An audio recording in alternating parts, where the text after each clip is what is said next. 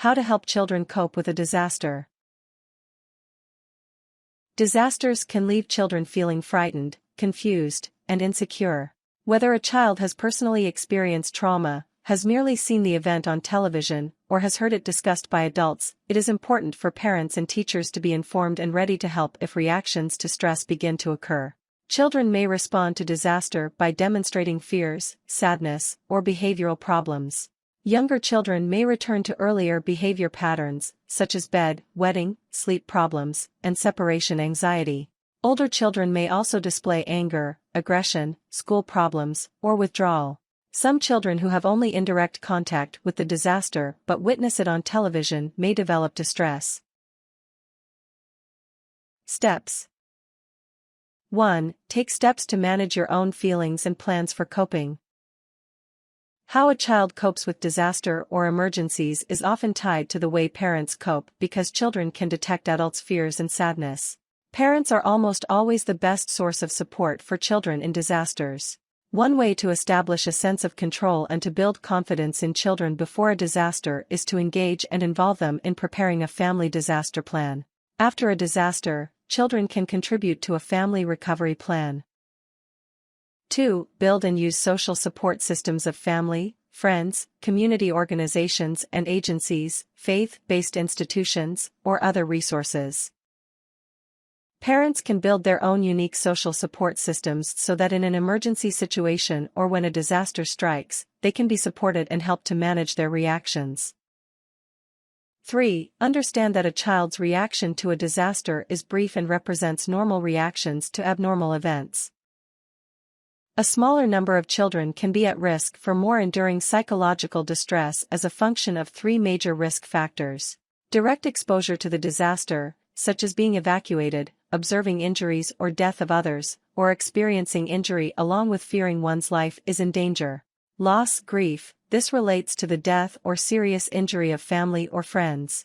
Ongoing stress from the secondary effects of disaster, such as temporarily living elsewhere, loss of friends and social networks, loss of personal property, parental unemployment, and costs incurred during recovery to return the family to pre-disaster life and living conditions. 4. Know that in most cases, depending on the risk factors above, distressing responses are temporary.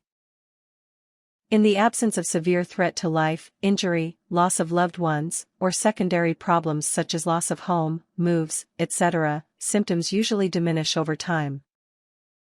5. Encourage children and adolescents to share their thoughts and feelings about the incident. Clarify misunderstandings about risk and danger by listening to children's concerns and answering questions. Maintain a sense of calm by validating children's concerns and perceptions and with discussion of concrete plans for safety. 6. Listen to what the child is saying. If a young child is asking questions about the event, answer them simply without the elaboration needed for an older child or adult. Some children are comforted by knowing more or less information than others. Decide what level of information your particular child needs. If a child has difficulty expressing feelings, allow the child to draw a picture or tell a story of what happened.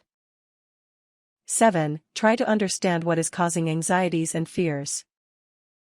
Following a disaster, children are most afraid that the event will happen again, someone close to them will be killed or injured, and that they will be left alone or separated from the family.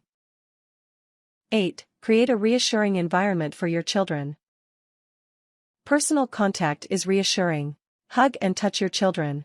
Spend extra time with your children such as at bedtime. Calmly provide factual information about the recent disaster and current plans for ensuring their safety along with recovery plans.